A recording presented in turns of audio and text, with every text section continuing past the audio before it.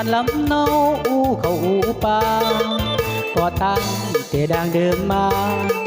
ก่อตั้งแต่ดังเดิมมามีการพัฒนาหน้าสมนาแย่น้ำประปาไฟฟ้าสว่างคือทานโค้งล้างทางเชื่อมต่อทุกแห่งตุลาปาทานสนองเห็ดนาแสงตุลาปาทานสนองเห็ดนาแสงมีการตัวแปลงตลาดไม่งามตาซื้อเที่ยวถิ่นทานแห่งนี้ไหวพระเจดีย์องค์แสนลืมสาเหมือนดังสวรรค์สร้างมา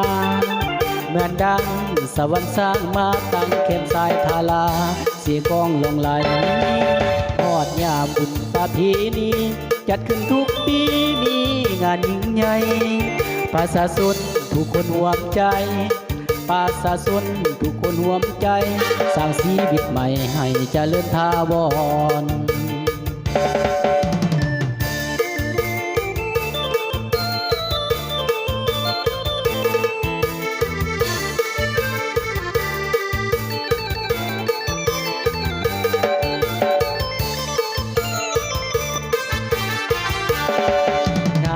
แค่สะแค่บ้านเฮา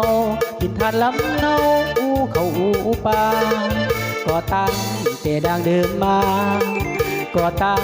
แต่ดังเดิมมามีการพัฒนาหน้าสมนาแย่น้ำประปาไฟฟ้าสว่างพื้นฐานโครงล้างทางเชื่อมต่อทุกแห่งตุลาประทานสนองเห็นนาแสงตุลาประทานสนองเห็นนาแสงมีการก่อแปลงตลาดไม่งามตาเสิร์นเที่ยวถิ่นทานแห่งนี้ไหวพระเจดีย์องค์แสนลือสาเหมือนดังสวรรค์สร้างมาเหมือนดัง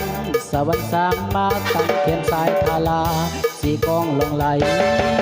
ทอดยามบุญประเพณีจัดขึ้นทุกปีมีงานยิ่งใหญ่ประชาชนทุกคนห่วงใจประชาชนทุกคนห่วงใจสร้างชีวิตใหม่ให้เจริญถาวร